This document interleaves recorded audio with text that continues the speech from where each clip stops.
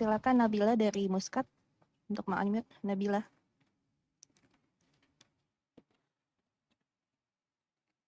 Nabila. Oh iya, apa? Nabila, boleh dicoba lagi? Assalamualaikum warahmatullahi wabarakatuh, Ustaz. Waalaikumsalam warahmatullahi wabarakatuh. Ahlan wa sahlan, barakallahu fikum. Naam, tafadhali. Ustaz, saya mau tanya, hukumnya untuk ikut asuransi bagaimana ya, Ustaz? Asuransi, contoh nih, mungkin ada yang syariah atau yang apa? Dan kalau memang itu haram, bagaimana seperti saya ini? Saya ini memang tidak ikut asuransi, tapi memang dari kantor suami saya memang untuk keluarga pun juga diikutkan asuransi kesehatan. Itu yang pertama. Terus yang kedua, ada kasus ini kebetulan masih keluarga saya. Dulu dia, sekarang sudah almarhum.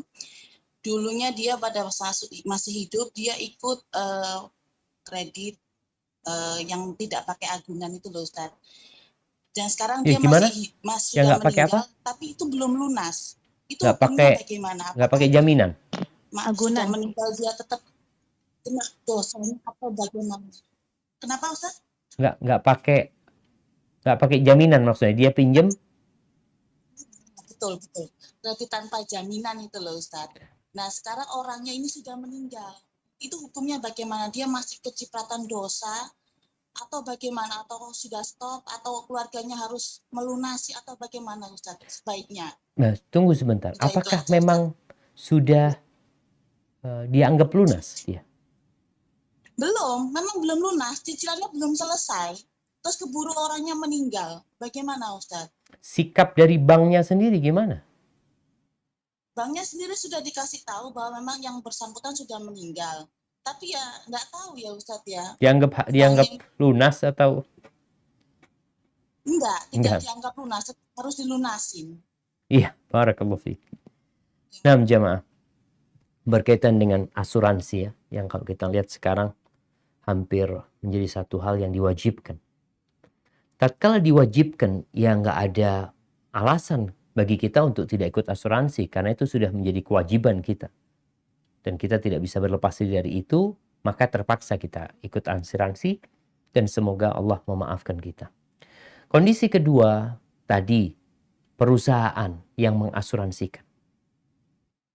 Artinya orang yang bekerja harus diasuransikan. Ya sudah, mereka yang mengasuransikan. Suami ibu nggak ikut asuransi. Tapi perusahaan yang mewajibkan asuransi. Sehingga insya Allah nggak ada masalah buat ambil manfaat dari asuransi yang ada. Karena dia nggak ikut. Karena perusahaan itu yang dikasihkan oleh perusahaan. Artinya perusahaan udah bayar ke asuransi. Bukan bayar ke rumah sakitnya, enggak. Yang seharusnya dia bayar ke rumah sakitnya. Tapi dia bayarkan ke asuransi.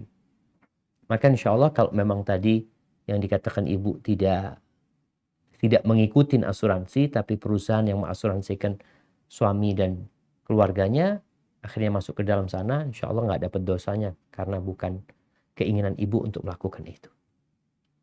Taib, bicara asuransi jemaah, ada asuransi syariat, tapi tolong dilihat apakah yang ada sekarang itu benar-benar syariat atau sekedar namanya syariat, tapi belum sesuai dengan syariat. Karena terkadang melihat animo masyarakat begitu besarnya untuk hijrah, untuk lebih baik lagi, akhirnya sebagian orang membuka peluang syariat tadi padahal belum syariat.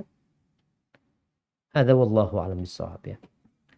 Terus pertanyaan kedua berkaitan dengan tadi yang keluarganya ibu